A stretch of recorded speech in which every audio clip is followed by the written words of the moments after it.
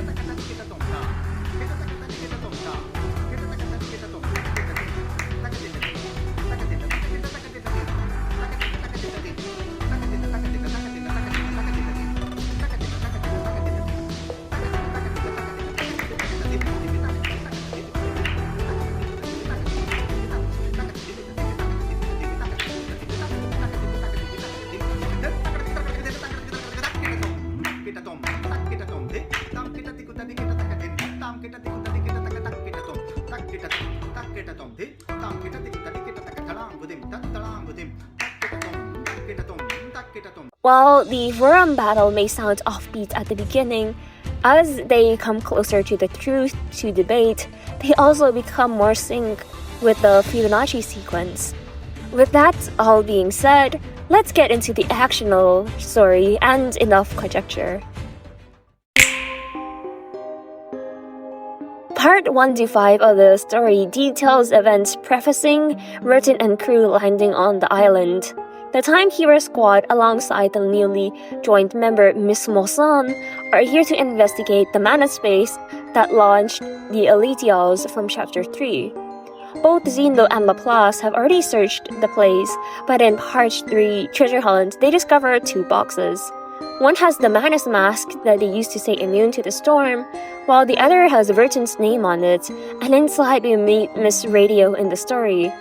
Verton opening up the container with her name on it reminded me of Pandora's box. As well, opening it led to the trials and tribulations of fighting the monsters and Manus. There is still hope and new information gained from it as well. As Miss Radio goes through seemingly random article of news, which turned out to be from 1999, a certain article is to be of note. That is from biographer Erd's recently published travel notes, Roaming in Apeiron. Miss Radio also mentions that those who want to reach Apeiron can easily get lost in the Gorgon current backwash if their direction is not corrected by 3.14. This is significant as it sets the course for us to travel and meet 37, 6, Sophia, and the other members of the School of Apeiron. 3.14 is obviously a reference to Pi, but who exactly is Erd? Erd is a reference to one of the 3 Norns of Norse mythology, while the other 2 being Verdandi and Skuld. Together, this trio decides the fate of all humans and gods, spinning the threads of life. Skuld represents the future, Verdandi represents the present, and fittingly, Erd represents the past. Not only that, threads and spinning wheels are also motifs in Reverse 1999, but it's being used for the gacha animation. With the Manus masks sent for analysis and the discovery of asymmetrical nuclide R, Verton, Sonetto, Regulus, Apple, Lilia, and Miss Radio head off into the Gorgon current in hopes of collecting more of the mysterious substance so that the Foundation can be up a leg in terms of combating the storm. They'll have to enter the Gorgon current when it flows backwards, named after their serpentine monster from ancient Greek mythology, which is reflected in the design of the boss we fight. As when the current reversal happens, that's every time the Earth is at Aphelon and Perihilon, furthest and closest to the Sun respectively.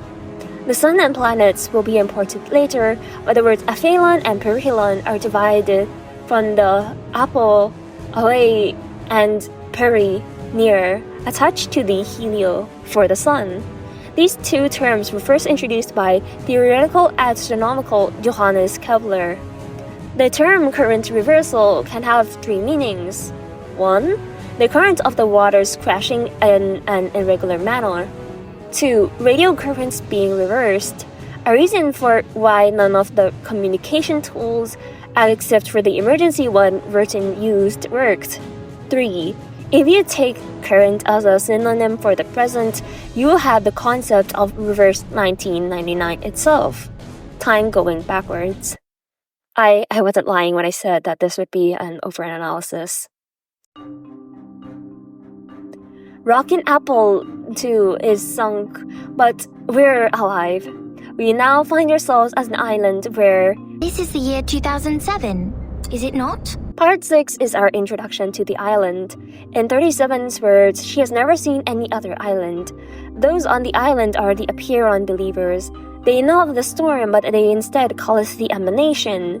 The emanation in the Apeiron believers' eyes is the tide of pneuma pouring down from above and converging and breaking the world of matters. An emanation is something that is abstract but perceivable that comes from a source.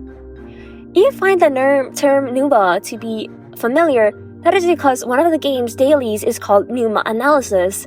The preview scheme for it is a rainy day, and you get thoughts in entirety as well as level up materials for psi cubes. Pneuma is the ancient Greek word for breath, but in this context it means spirit. In the context of Reverse 1999, pneuma are the thoughts and beliefs of an arcanist. What makes them them? Pneuma is the purest form of their arcanum. Back to the story, we are introduced to how the Apeiron believers categorize people. They use mathematical terms to do so. Integers, which are whole numbers, are a living example of virtues. Fractions are understood through specific means. Irrational numbers, which can't be expressed through integers, are free spirits. And imaginary numbers are existences that don't belong on this dimension of the number axis. In short, non-arcanists. The non-arcanists are thrown into the sea as if they never existed in the first place. I'll elaborate on why I don't use the term human here later. Here we also see that the dolphins on the island bite irrational numbers, and that number being Regulus. Dolphins are very intelligent animals, which I think are the reason they are here, alongside being 37th Udomo. Regulus isn't an irrational number. Sonetto, Vert, and Apple are integers. Lilia and Miss Radio are fractions. Regulus is a rebellious spirit, and so that fits. The integers are those who value wisdom, and the fractions will need certain conditions to be met to be in order. In part 7, Regulus gets thrown into the cave. We also learn that this island is a settlement of a group of arcanists who have long been cut off from the world and choose to not live with humans, but still have contact with the outside world. They still live with the ancient arcanist lifestyle and customs, and are not affected by the storm. Sounds familiar, doesn't it? The taboos of the island are as follows. 1. No beans. 2. Do not pick up what has fallen. 3. Do not touch white roosters. 4. Do not poke fire with swords. 5. Do not jump over a crossbar. 6. Do not cut wood on the main road. 7. Do not enter the hall in new garments. Enter the hall from the right and leave from the left. 8. Do not keep swallows around your house. 9. Do not sleep on the grave. 10. Make the bed as soon as you wake up, leaving no imprint of your body. These are all reminiscent of Pythagoreanism, with the prohibition of beans being the most prominent clue of them all, and this later being pointed out by the characters. Followers of Pythagoreanism believe that fava beans contain the souls of the dead because of their texture. Pythagoreans also had a belief that the universe could be understood through mathematics and also believed in reincarnation. Sophia originates from the Greek word for wisdom. However, I'd like to bring attention to sophism and sophists. In ancient Greek times, the sophists were a group of teachers who would teach philosophy and rhetoric, language that is used to persuade an audience but comes off as insincere. However, in modern times, sophisms are illogical and confusing arguments used to deceive someone, and the game does name drop the word sophism later on as well. In this chapter, we are also introduced to the Abraxas, the punisher of taboo doers on the island. They are based off of the Abraxas originating from the Greek letters, who have a head of a bird and snakes atop for legs. Some Gnostic sects that believe that the matters were evil and the spirits as good made a cult around Abraxas. It is worth noting that the early 2nd century Gnostic teacher, Basilius of Egypt, believed that Abraxas were the source of divine emanations and the ruler of the 365 heavens. The number 365 comes off the number of days as the year, as well as the sum of the numbers that make up Abraxas' name. We are then taken to the Hall of Forms, where knowledge of pneuma is shared, which as mentioned before is related to the storm. Part 9 shows us the prayer that Vertin and Sonetto have to recite before entering the hall, and it goes as follows. I wish to be baptized in the water of gnosis, and be rid of the long darkness of ignorance. I ask my tongue to be taken, for it has spoken mindless words, and I shall stay silent for the truth. I choose to leave the fragments of matters behind me and enter the great hall of forms as clean as a newborn. I swear to let matters stay in the world of matter and a form in the world of forms. I swear to reveal no secrets, or my heart shall be taken by the vulture, my body consumed in flames, my soul trapped in the endless wheel of birth. After reciting that, they knock 3 times on the stone and adorn ceremonial dresses. Now that the game itself has mentioned gnosis, it means knowledge. The darkness of ignorance refers to the darkness of the cave from Plato's allegory. The reference to the theory of forms here is also blatant, but also what catches my eye is the wheel of life. The wheel of life is a reference to Orphism and the idea of metamorphosis. Orphism is named after Orpheus, and they believe that the soul is immortal but bound to the body.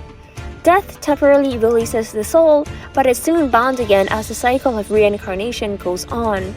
Orpheus believed that the redemption from this cycle can be gained from worshipping the gods, especially Dionysus.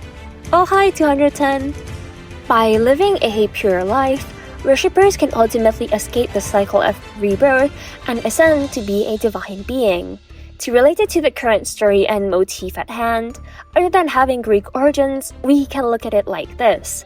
The soul is the form of a person who wants to go back to the world of forms, but is bound to the body which represents the world of matters. Oh right, remember big man Pythagoras? Some scholars argue that it was Pythagoras who introduced metempsychosis to Orphism. Back to the oath itself, it's a moral formality, but it's also either an arcane skill that can't be detected, or the island itself is part of a massive ritual. The second possibility suggests that any arcanum used on the island is part of a flow. As Vertin and Sanhetto enter the Hall of Aperon, we learn that the doctrine of Aperon is to live in solitude and seek nothing but the truth. I almost forgot. Aperon is Greek for limitless, but in the context of philosophy, more specifically Anaximander's cosmological theory, it stands for the origin of everything. This is a huge hint that everything on the island starts and ends with Aperon. While we don't have a lot of Anaximander's work as they are mostly lost to time, we do know that he believed that ultimate reality is limitless, or to put it simply, Aperon. Aperon generates everything, but then it is also destroyed by Aperon. This reminds me of the wheel of life that we just discussed, an endless cycle that generates and eradicates. While the etymology of that ties all the philosophical references so far is nice, a name that doesn't matter, it doesn't follow through, and so... The pure blood arcanist community, the unknown arcanum power, and the obsession with certain knowledge or identity. Sound familiar? The Aperon believers share a striking resemblance to Manus Vindictae in that regard. Vertin and Sanhetto enter the Hall of Aperon, and this is the first time we see 210. He is giving a speech on the 3 crises that affecting their quest for gnosis. These 3 crises are irrational numbers, imaginary numbers, and the loss of the unification of different lineages. The truth was buried and history rewritten. The emanation is not a crisis, it is our last salvation. 210 further elaborates on how the transcendental realm of forms has opened again, and as pneuma pours down, things are rebound to the world of light. The drops of pneuma break down everything in the world of matters, for they are delicate. Those who brave the emanation have privilege to survive the turning of the wheel of birth. 210's speech is then followed by loud cheers, and then we transition into 37's speech. In the hall, she is known as the brightest star of Hermes. Hermes is considered to be the herald of gods, so it is fitting that she is the one who is the deliverer of truths to the Hall of Aperon. As 37 talks about the storm in 1929, we see Arcana clapping in the crowd with a sinister smile on her face. Sanhetto, recognizing Arcana in the crowd, instinctively casts her arcane spell to protect Timekeeper. However, because of that, Sanhetto has broken the peace, and the Aperon believers are planning to sentence her to death by letting her drink poisoned wine. Oh right, Let's go back and revisit Regulus, who is still in prison. The key to breaking free from the cell is as follows. Freedom will be granted once the proof is completed. This Part 10, A Pirate's Proof, where Apple directly mentions Pythagoreanism. He further delves into how the first Pythagorean school died out because of the discovery of irrational numbers. The one who discovered irrational numbers, Hippasus, was consequently drowned into the sea as punishment. Despite the discovery of the truth, the existence of irrational numbers, Hippasus was punished because this truth did not match the belief of the Pythagoreans. This is quite reminiscent of Plato's allegory of the cave. Despite Hippasus escaping from the cave and finding out the truth of the existence of irrational numbers, the other prisoners ridiculed him. Regulus finds a piece of paper calling itself the unsolvable puzzle. There are symbols representing the planets. Regulus struggles with the puzzle a bit until some critters come and disrupt her, but they're actually helping her by giving her the idea that the sun is the reference point for other planets. Knowledge and memories start rushing into Regulus's head.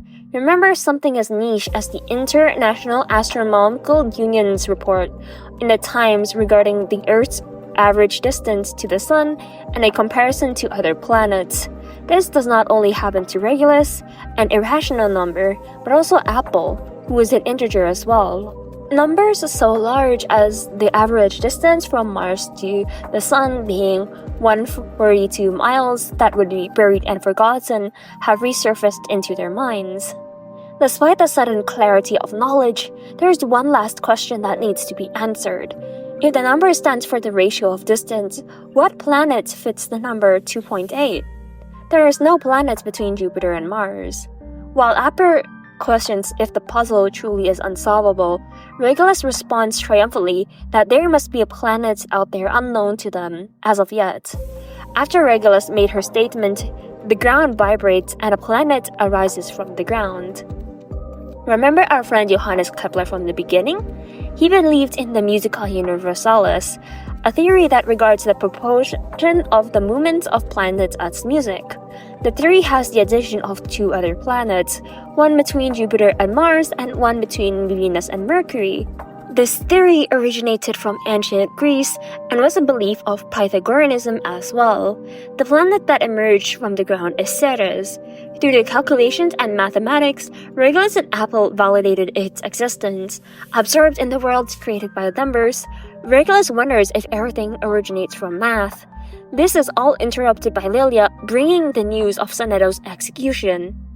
Part 11 takes us back to Vertin and Sophia, and this part's name has to be my favorite, the ruler's help. Of course, this is both referring to a ruler from a set square and a leader. Outside the hall lies an odd admonition: let no one ignorant of geometry or irrational numbers enter.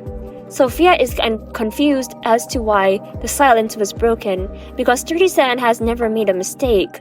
Despite all this, Sophia tells Vertin that if she can persuade more than half the people to vote for Sonetto's commutation, then she won't be sent to death. This is democracy, another thing invented in Greece. It all ties together. Sophia recounts that the floating points between the decimal point is what dents the process of purification, what turns a positive number into a negative number, and in turn what turns a good person into a criminal. 37 pops up, willing to help because she wants to see their numbers before they do. Sophia is a corrector. It is as it seems. She's there to correct and discipline others. I'd like to bring something else up, something that I think fits the dynamic between 37 and Sophia really well, with that being the predictor-corrector methods. Once again, it is as it seems. Predictor-corrector methods are numerical techniques used for solving different equations. 37 does the predicting and Sophia does the correcting. It is time for Sonetto's trial, and this is Six's first appearance in the story. He is the judge of this trial. Sophia objected to Sonetto's execution, and so Six gave it some thought, deciding it necessary to hold an assembly and take care of it democratically. The vote to commute to Sonetto's punishment is by putting one's pebble into the pot in the middle of the hall. This is quite like the voting methods in ancient Greece. As the Trojan War went on, Greek leaders had come to decide who between Odysseus and Ajax who would get to own the armor of the fallen warrior Achilles. Odysseus and Ajax would get a pot each, and one pebble into the pot would equate to one vote. And at the end of the voting session, the pot would be emptied and the one with the most pebbles wins the election. The debate has nothing to do with justice. It is simply about winning, simply about presenting your truth and making it reality. 42, an apparent believer, argues that no one with a number is allowed to step into the hall. Criminals are negative numbers and non-criminals are positive numbers. Therefore, Burton argues that Soneto is an unknown number, thus creating a paradox. In all this, 37 deduces Burton's number, 0. Soneto, overwhelmed by the debate, worsens in physical condition. 210 comes to help Burton, and he formally introduces himself. Instead of the number 210, however, he prefers him to call him the rhetorician. Burton notes that 210's speech was demagogic, appealing to emotions to gain a following rather than appealing to morals. In response to that, 210 says that it's simply how logic works and that the debate is just meaningless wordplay. 210 pities Burton because 37 took away the discovery of her essence from her. He also tells us that she did that to Sophia too, but Sophia didn't even give her number a glance and instead threw it away into the sea. Sophia is Sophos, wise. 210 says this as he thinks that by Sophia doing that, she can be the one who walks out of the cave herself and can see her own number by herself. He says that the number of the soul suggests one fate, and even though the number may temporarily change through algorithms or move alongside changes on the coordinate axis, that they can only be themselves. The meaning of the numbers is then listed out as follows: 1 meaning thought, 2 meaning opinion, 3 meaning wisdom, 4 meaning strength, 5 meaning enthusiasm, 6 meaning harmony, 7 meaning order, 8 meaning philanthropy, 9 meaning restraint, and 10 meaning completion. And as for 0, it's in the middle of the axis. It's the origin for the frame of reference. 0 is neither positive nor negative, neither prime nor composite.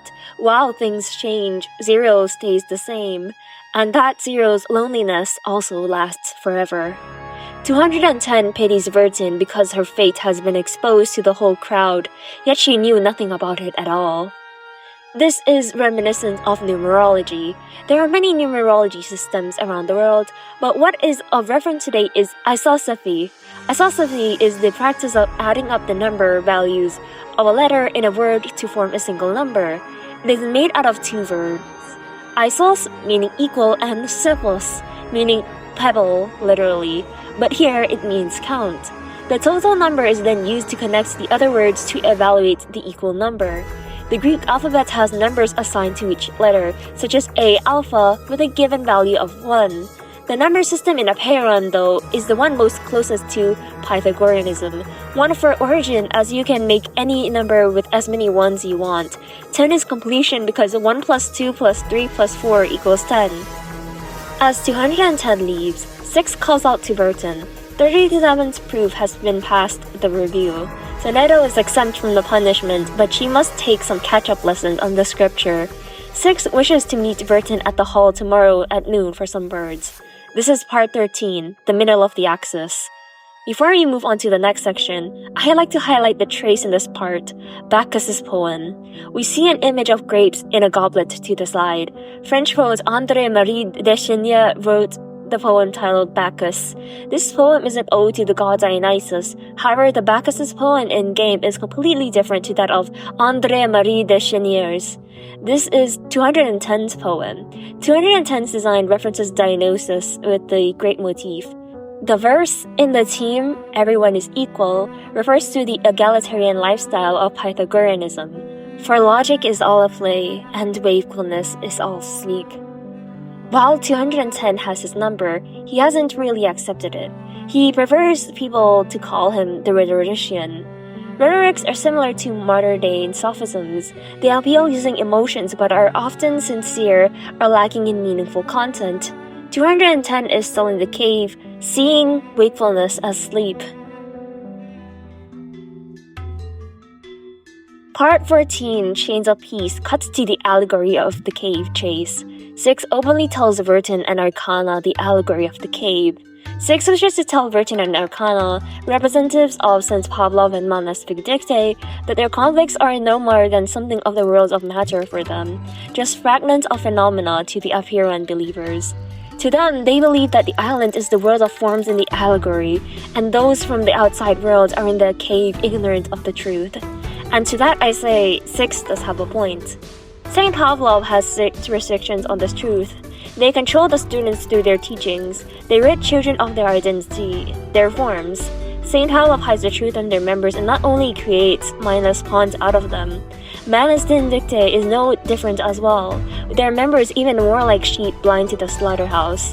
Both being the Foundation's and Manus' members wearing headgear covering the eyes, literally being blinded by their cause. Because to both parties, it doesn't matter who is behind the mask. So long as they blindly follow their doctrine and eat up the truth, they are useful. But of course, we need to flip the lens on the apparent believers as well. Believing that their whole destiny is tied to their number, sheltering themselves from the outside world and humans, holding strong faith in their outdated traditions. Isn't this quite fitting for the allegory of the cave as well? Vertin and Arcana sign a peace treaty, each of them wearing a stone bangle. If one party draws the blood of another, then the punishment is death.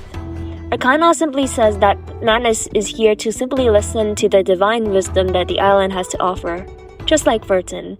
And so she leaves behind these words. I adore thy visage, Lady Vertin, emotionless in the storm. Alas, no man shall bravest the storm and live, including thee.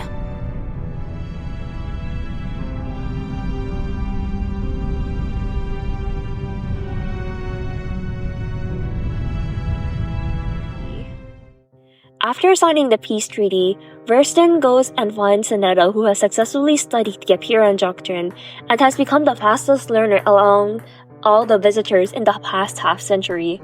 Despite this, Seneto is confused about Pythagoras and his golden thigh, his memory of previous lifetimes as the son of Hermes, and the transmigration every 216 years. Does this sound familiar? This is metempsychosis, something that Pythagoras introduced to Orphism. Vertin relays the message to Seneto that she has signed the peace agreement with Arcana and the consequences of breaking it. Arcana puts on the bracelet without hesitation, but Vertin remarks that she doesn't think that her purpose on the island would be as simple as hearkening the ancient wisdom. The bangle has no signs of arcane skills on it. Before it was activated, it looks like an ordinary stone. Vertin attacked the Manus followers under 37's request, but there was no punishment from the bangle. This is our first clue to what the bangle truly wants. Seneto notes that and contacts Druvis and Miss Mosson to keep an eye on Arcana. She also says that the island, the Manus mask, and Vertin's suitcase are all immune to the storm, and so she suggests that they could collect more asymmetrical nuclide R samples. Vertin tried doing that on the outer rims of the island, but nothing came up. So if they wanted to find out more, they would have to head to the center of the island.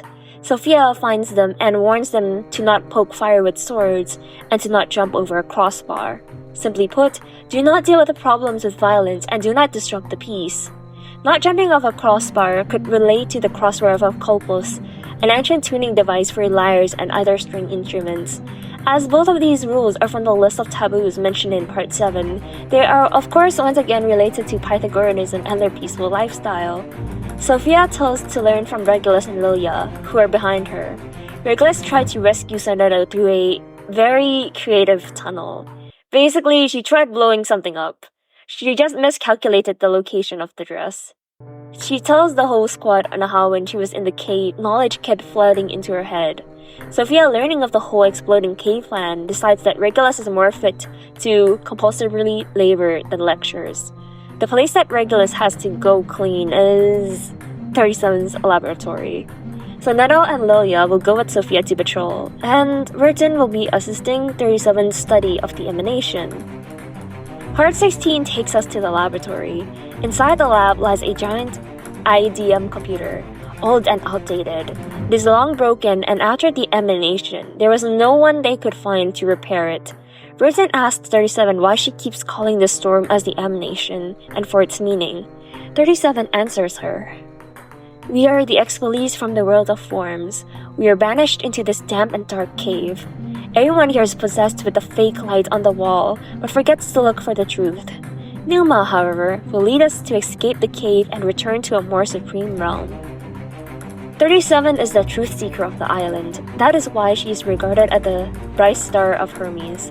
She, alongside the other pure unbelievers, believe that Numa, raindrops of the storm, will lead them back to more supreme world of forms. She sees the outside world as rubbish, but Regulus brings a good counter-argument. 37 has no idea how wonderful the outside world is, because she has never left to try it herself. She has been stuck in her whole cave this whole time. Regulus managed to fix the IDM, and so 37 opens up the forecast. She predicted the 1966 storm 4 years ago before it happened, leaving everyone in awe as to how 37 could develop just a precise mathematical model while leaving the IDM to rot. Burton is amazed as to how she could do this, as 37 has never left the island. Even though you don't need to go into a river to find out the pattern of its flow, Burton isn't fully correct. The apparent believers would send people to observe the outside world, with 37's mother being one of them. 37's mother has passed away to the storm, but in 37's eyes, she has returned to her form, the essence. Part 17, The Empty Ship, shows us Sonetto's POV. Miss Radio broadcast news from 1913 to 1914, but Sonetto adjusts Miss Radio's knobs to communicate with Lilia to update her on Arcana's actions. This is the last place that Sophia and Sonetto need to clean up is the geometry graveyard. This is where Sophia's father and 37's mother were buried. They were both restored to a geometric body on their way back to the island. They passed away because of a miscalculation from 37, thinking that the ships would be safe in the Gorgon current, but only for the safe area to be 5 degrees away. When the emanation happened and the bow of the ship had just entered the safe area, but still, it was too late. Sophia mourns the death of her parents, but 37 is happy to see the pure and elegant geometric bodies. She argues that if their parents weren't from the transcendental realm of forms, how could this be explained? This sparks a resolve within 37 to study the emanation, because the world of forms has finally opened its door to them. Asking for Sophia's help and companionship, 37 promises that the next time she will definitely make a better calculation. Sophia thanks Sonetto for their arrival on the island because ever since the 2-day storm in 1929, she has been locked up in the laboratory and essentially became a shut-in. Thanks to everyone, 37's interest in the other affairs of her parent has been revived. Sophia wishes that she could help 37, but she can't even see the charm of numbers, nor she can find out her own number. We cut to 37 explaining Plato's theory of forms, how in the phenomenal world so many people have tried drawing the perfect circle, and finding the value of pi with different tools at their disposal. Errors will always exist. The errors can be reduced but not completely destroyed because the perfect circle only exists in the transcendental world. Our heads. We can all imagine in our heads the perfect round circle. Despite the different methods used by the people, they found the single truth, the approximate value of pi. This is because the essence, the form, is hiding in the imperfect matter. The form, the truth, is unchanging, eternal, pure, and transcendent. The form transcends all matters. The world of matters is destroyed by the storm, composed of pneuma, and so what is left behind is the essence. Regulus comments that this is similar to Manus' doctrine, reminding us of how similar Manism dictate and the apparent believers are.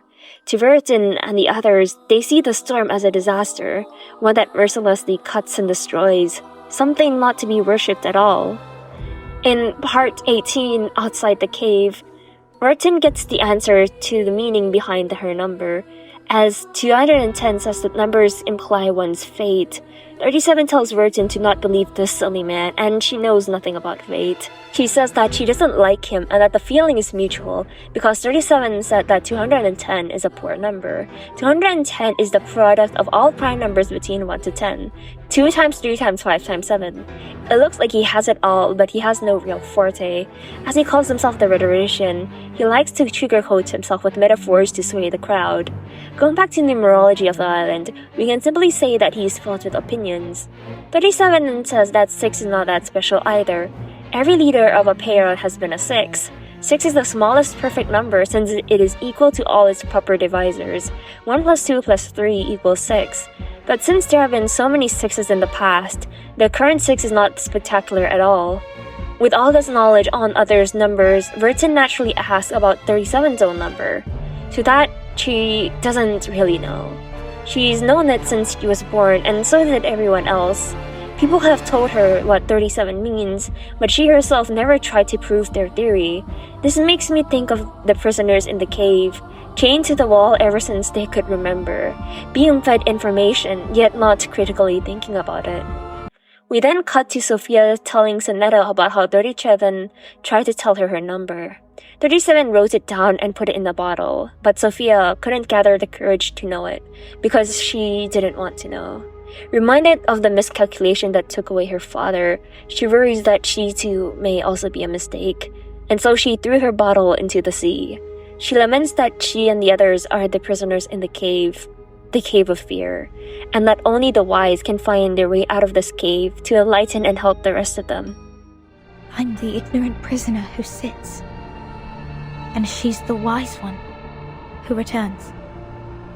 That she will be crushed into dust by the truth, and 37 will be the star shining above it. She faces the fact that she is scared and is willing to stay ignorant because of fear. Sonetto cheers Sophia up, relating to her and telling her that even though they can't reach the core of the truth, they can lead the path to clean up for future explorers.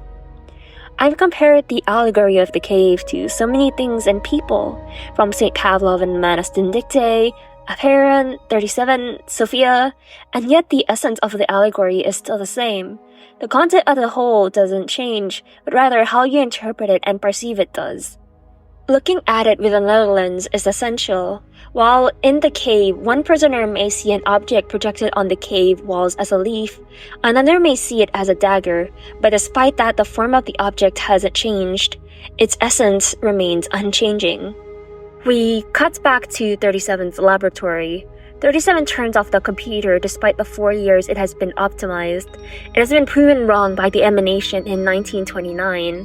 The emanation in 1929 only lasted for 2 days, which meant that their calculations were an entire failure. To that, Verton objects. She exclaims that Manus Vindictae has changed history by accelerating it and forcing historical events to happen sooner than it was supposed to. This led to the storm happening faster than it should have. 37 is in absolute shock. In shock that the emanation was somehow controlled, that history of the outside world had changed. Pneuma, the raindrops of the storm, are internal. It won't obey anything from the phenomenal world, nor will it change patterns because of mere individuals. Despite all this, it is the truth. Because Verton was there in the storm of 1929, 37 missing the symptoms of the storm syndrome and the true purposes of Manus Vindictae in her calculations. And so 37 asked that Verton present the proof that Manus Vindictae accelerated his history and triggered the emanation. She asked for Verton to prove it in front of Aperon by going to the Hall of Truths in the depths of the cave. That is the place where everyone can see the essence of the world. So ironic, isn't it? That their Hall of Truth is like that of the cave walls of Plato's allegory, deep inside and underground where the sun doesn't shine. In part 19, the upstream boat, we learn all the caves in the island are interconnected. As 37 leads the crew to the Hall of Truth, Verton is wary because Sophia once told him that trespassing on sacred places is a serious crime. To that, 37 assures them that the restrictions were there to help them not to be distracted by unimportant details in life. The restrictions aren't there to stop them from seeking the truth.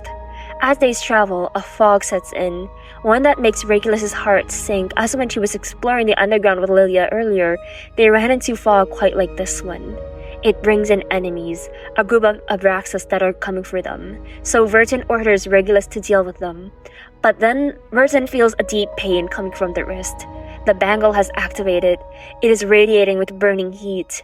Confused at all this, Vertin then orders Regulus to wait for their attacks instead of killing them. The mad Abraxas have traits of the Manus followers in appearance. However, it seems that they weren't in control at all. After the battle, Vertin, Regulus, and Apple come to realization. They all went through this fog at the Oleato base, and Regulus and Apple saw the rise of Ceres in the same kind of fog as well. As they continue on, the fog gets thicker, yet the surroundings become brighter and brighter, as if there were something illuminating inside of the fog.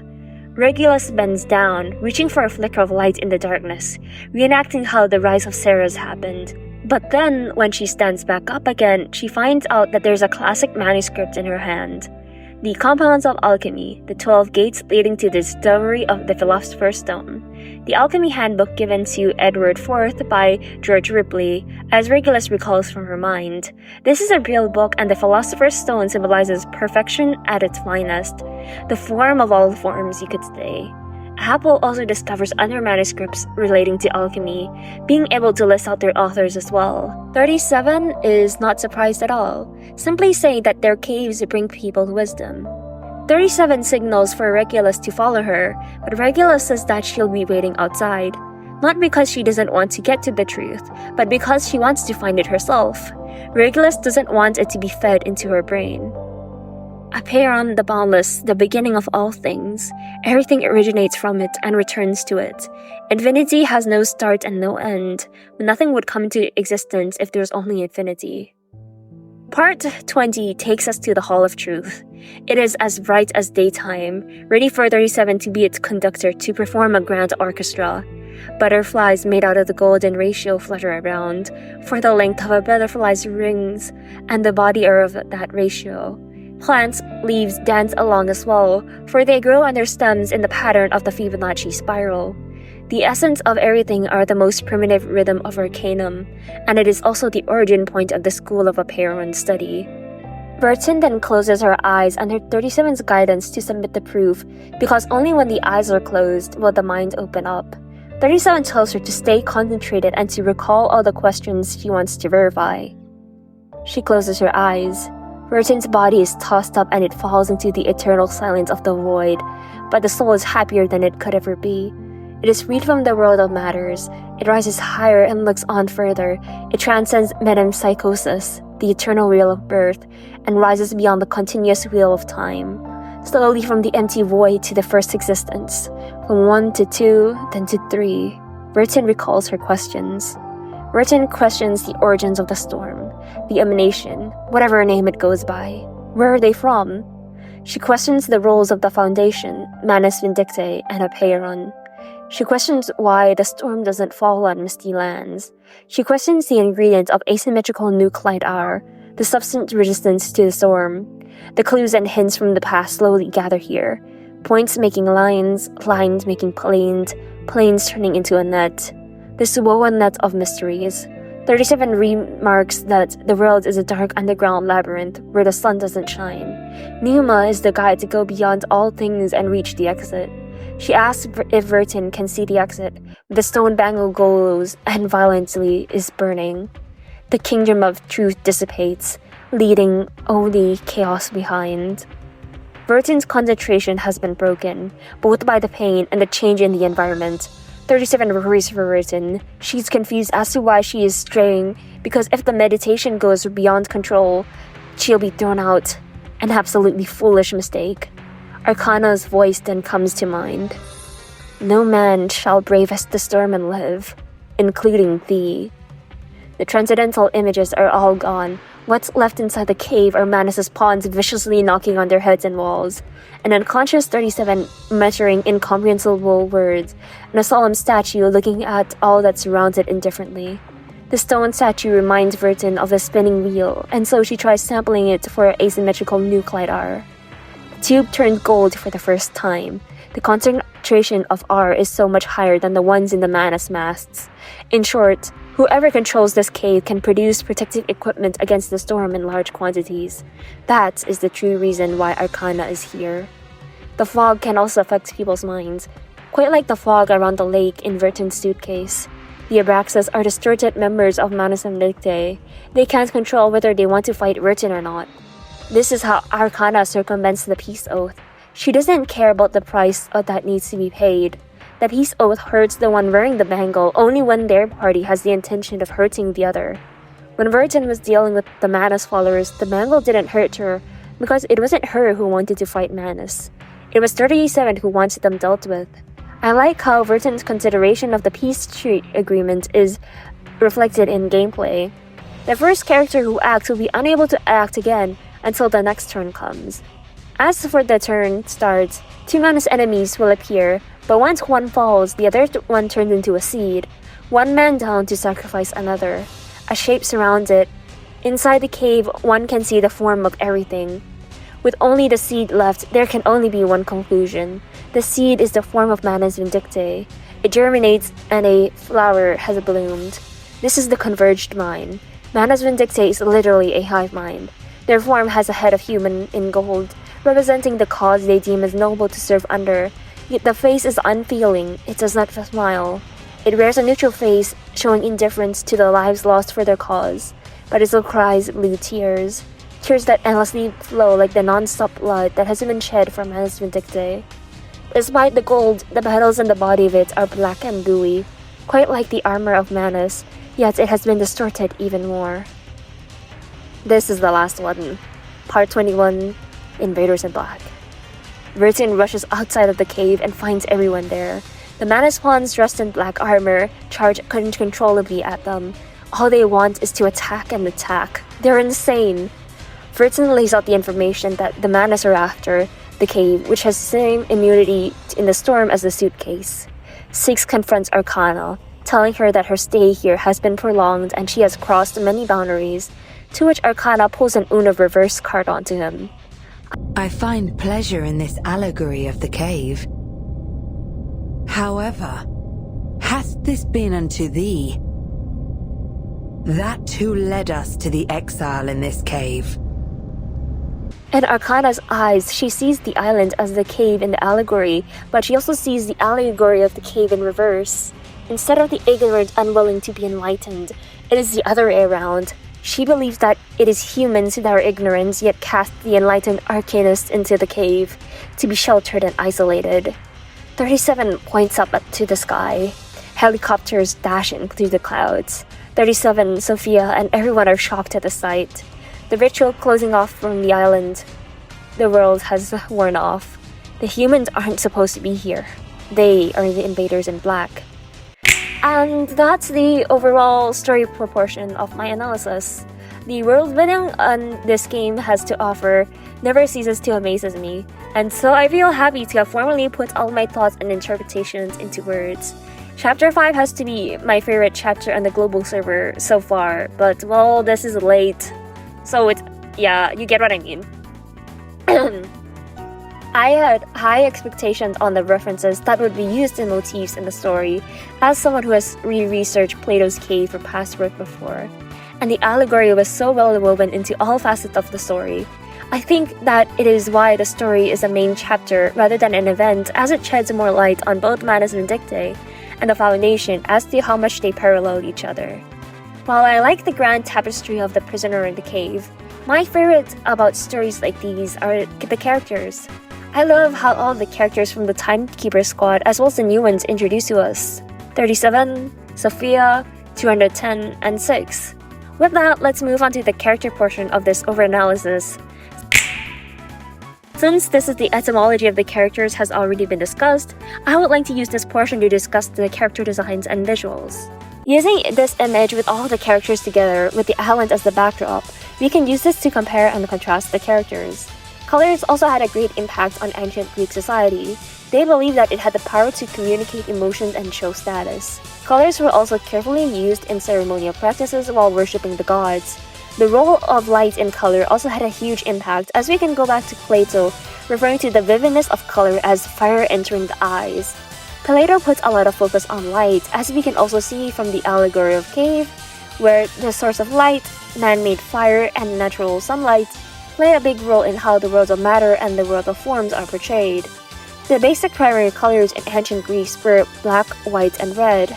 Black represents the underworld and mourning, white represents purity and the divine, red represents life and passion, as the pigment from it came from naturally available resources like ochre.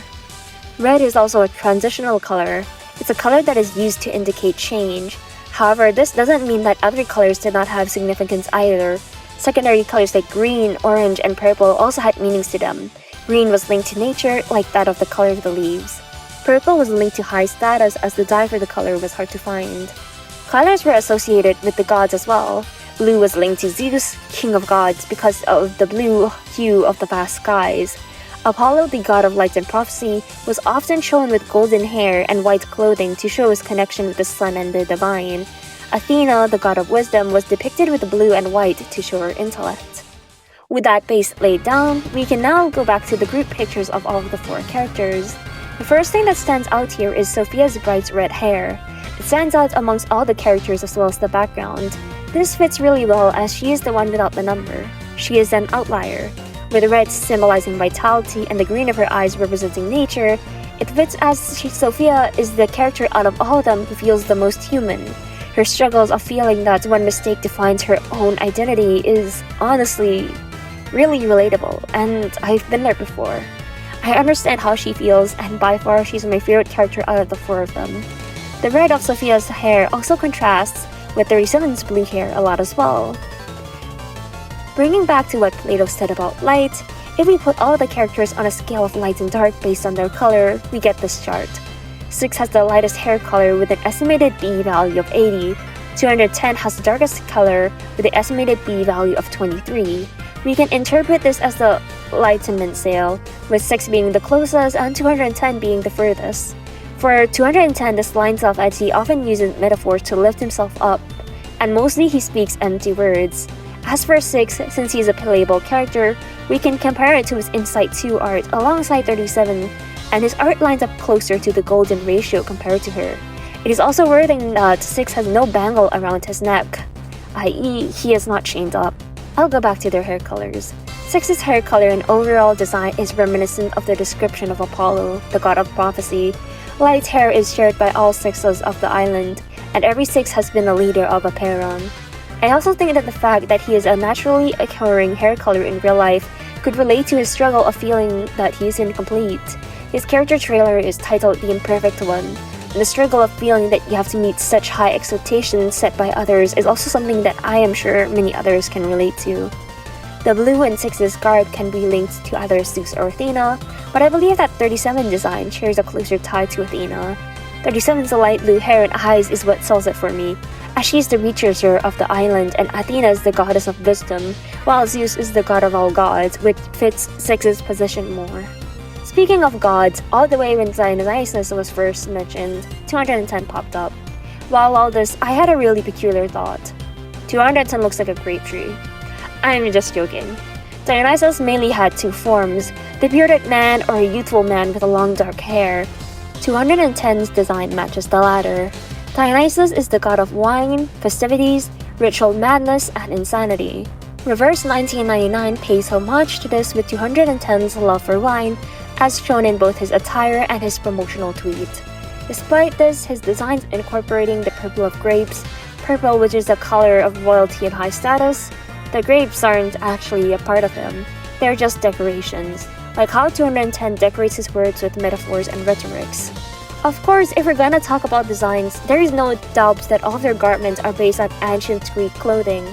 I believe that they are all variations of the himation, a wool garment that goes over the shoulders, accessorized with geometrical shades. The hitatium can be worn by both men and women. While the Apeiron believers are in the hall, they are seen wearing cloaks resembling that of the hitatium covering the head. The most prominent accessory is 6's hexagon chain. This is of course because he is 6 and it is the customary uniform of the leaders of Apeiron. I almost forgot! 37 and 6's signatures are polygonal number diagrams based on their numbers.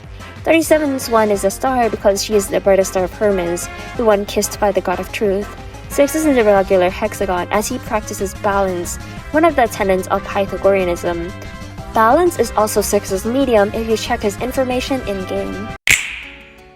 I promise, we're reaching the last portions of the video.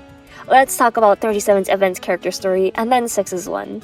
As the sound remembered is 37's story as much as it is Sophia's. We hear Sophia's inner thoughts instead of 37's, furthering this idea that 37 is detached from the phenomenal world. It also shows the dynamic between 37, 6, 210, and Sophia, which is very cute.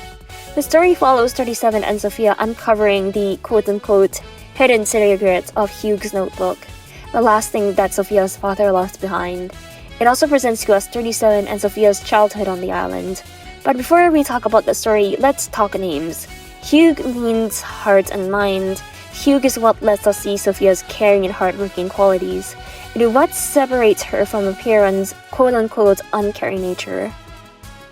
When Sophia was a child, she of course didn't understand the school's thought that everything is numbers.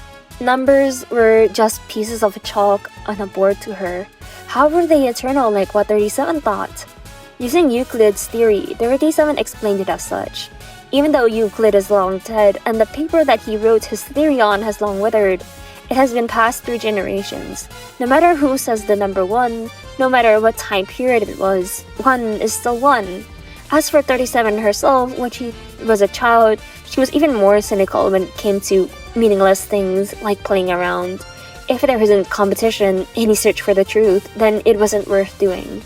When Sophia was skipping stones, she got the number 4 on the first try, which 4 standing for strength is perfect in 37's eyes. But Sophia wanted to try again for fun. Skipping stones is just a game in the end. Back to the present and Hugh's notebook, we see 37's spontaneity that is the center of her genius. She takes interest in the notebook, thinking that there will be some hidden secrets on the emanation, her research topic. Even though the notebook is just filled with problems for children to solve, we see how 37's genius draws people to her even when she is on the most basic of problems. She is the brightest star of Hermes after all. Despite this, we see 210 come and tell 37 directly the truth of Hugh's notebook. 210 suggests that there should be a competition, people in groups of 3, and all sorts of rules to the game of solving the notebook secrets to make it better. 37 disagrees, saying that it will not stay true to the essence of the puzzle, and she is right. But as much as there is 37, W here, there is another one for 210. Despite being called a rhetorician, he does also correctly point out that people flock to 37 just because of her title as a genius, not because of the intricate topic. At the end, Sophia discovers the true meaning of the notebook, of the numbers left behind. They are of musical notation, something far from 37's pool of knowledge. They are the notes to Sophia's childhood hymn.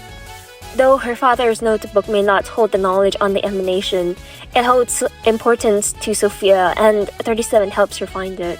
The song is universal, just like the numbers, because although Hugh is gone, she has to share the song with everyone, and that's simply so sweet. 37 gives Sophia a necklace made of shells and feathers, totaling up to 17. I firmly believe that this is her number unless Verizon proves me wrong and I now look like an absolute fool. Let's now talk about 6's character story. Different chapters tell us how other characters like 37, Sophia, and 210 perceive him, as well as the position of being a 6. Being 6 comes with being the leader of the island. 6s are bestowed with immense knowledge and wisdom. They are perfect in every sense. 6s are passed through the bloodline. They have their fates laid out for them. A path of greatness awaits and is ready to be walked upon. When every 6 receives the revelation, that is seen as a blessing. But is it really? Is it so good being a 6? The story opens out with 210 telling a story about a man whom the voices from above tell him that he will receive all that he has wanted, wealth, fame, knowledge. And so the man waits. He is at his deathbed with none of those with him, and the voices tell him that those opportunities have come and gone because he hasn't grasped them. It's a perfect opening for a story that talks about the inevitable passage of time and, most importantly, people's expectations. Since there are more than one Six at play here, I will refer to the Six we know as Atticus and the previous Six as Alma. Atticus is a name of ancient Rome origin. It means rugged coast, and the name carries admirable qualities which fits him. Alma means nourishing, soul, and young woman. The name has many origins, but most importantly, it also begins with the letter A, leading for me to suspect that every Six's name starts with the same letter. Sophia sees Atticus as a kind person, the one that helped her settle in when she first came to Apeiron. She always sees herself as the one who is always learning and never teaching, so it stood out to her that Atticus was asking her a simple question of why she was making glasses for her father, whose health is rapidly deteriorating, that the glasses would have no use anymore. Sophia takes a while to come up with an answer. It's better to at least do something than to just do nothing at all. If a glass on the table was bound to fall, I would put a cloth at that spot to make it easier to clean. Although she knew that those glasses won't help her father, she didn't want to feel the same powerlessness that she felt when her mother passed away of illness. With Atticus understanding this, he seems to have stopped walking on the shore in the morning. 210 sees Atticus as a rival. Everything is a competition to him. He respects Alma greatly, for being a Six is to be poised as a leader, to be knowledgeable and wise, to be kind to all. He sees Atticus not fit for being the next Six. When Atticus said that the revelation was not a blessing, and 210 asked him why he said so, Atticus did not elaborate. He sees Atticus as someone indifferent to his friends and even his own family. 37 sees Atticus as a knowledgeable person, but not overestimating his number. She believes that he can help her come up with an argument against their old teacher who wants to keep incorrect proofs. 37 argues and believes that proofs only have value when they are correct, but 6 says value is variable. She expects for him to have an answer, but Atticus surprises her when he tells her that he's maybe searching for the answer to that question as well. But how does Atticus see himself? He is afraid that he'll change after the revelation, afraid of losing himself. He has everything that others want, yet he isn't satisfied, and this quality of his made him really enjoyable to me. The gameplay for this event is him facing his fears. He's perfect to everyone except for himself, and that's very human. In the Apeiron where everyone seems larger than life, the leader whom they all respect being the most relatable is really satisfying in a way. Before closing this off, I would like to appreciate the skins for other characters for this patch, as well as the other things that this patch has to offer. For the skins, we have Losaurus, Sweetheart, Diggers, and Lilia, and I'll go through them in that order. All the skins have geometrical themes and the shapes that are thoroughly used, matching the theme of the story. Without further ado, let's begin. Losaurus' skin, Antinomies, is the free skin we can get for playing this patch's Uttu. An antinomy is a contradiction between two reasonable beliefs. It's a paradox. The world has its roots in Greek, from anti, meaning against, and nomos, meaning law. With the theme of paradox, the art shows Losaurus going through an optical illusion. Her classic pot is now a Greek urn. The description for the skin is, mathematics is a vast castle one could explore for all eternity. The castle that Losaurus is in contradicts itself, going round and round. Losaurus is stuck doing a job she hates, even though this job is granting wishes to others. It is a delightful job, but not so if you're the one doing it yourself. The fraction 28 out of 9, translated to decimal, is 3-1. It is a repeating decimal, meaning that the number 1 behind the dot goes on forever and ever. This all ties to create the internal, contradictory castle that Losaurus is in. Sweetheart skin, the preaching of Venus, is the battle pass skin. The name of the skin alongside the pose Sweetheart is in is a reference to Venus and the painting The Birth of Venus.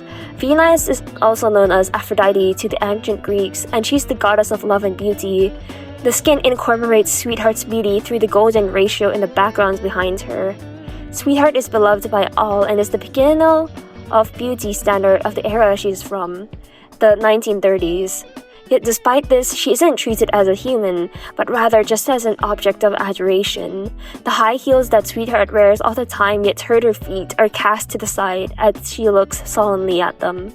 The description for the skin is such perfect curvatures. This can either refer to the curvatures of the golden ratio or the other one. Let's move on. Digger's skin, another assumption, is one of the paid skins you can buy from the shop. He is in Mana's uniform, and actually one of the Mana's followers in the story talks and sounds like Digger's as well. The description for the skin is reject violence, reject hatred, reject getting up early, reject mathematics. At the back of him are the words, no math, can be seen.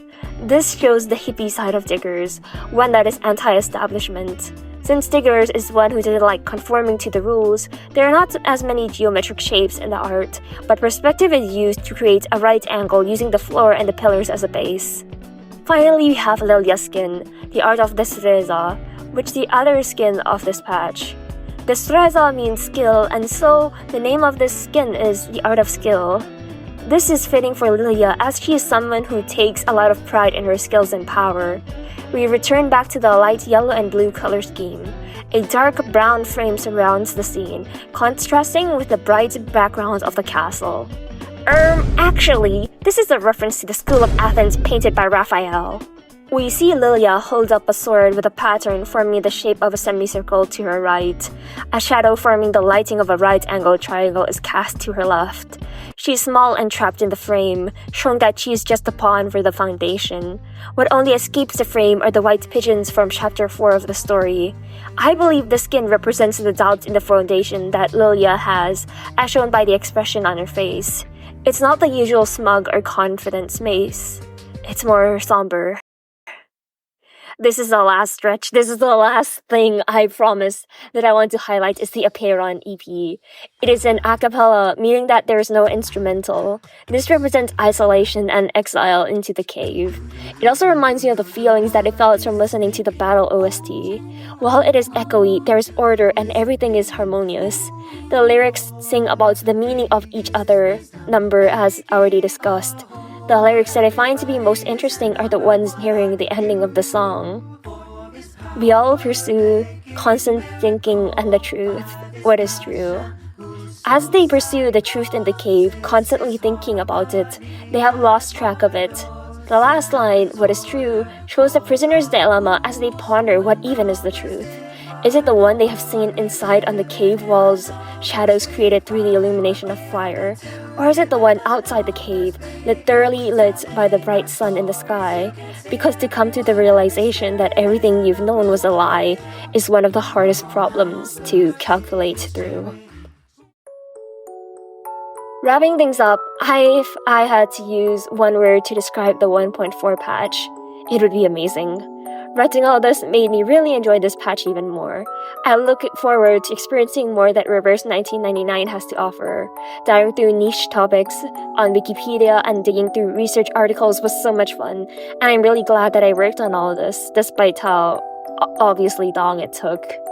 Thank you so much for watching this video. We have a Discord where you can come and discuss. My name is Fructose Tolerant, and I'll see you in the next video.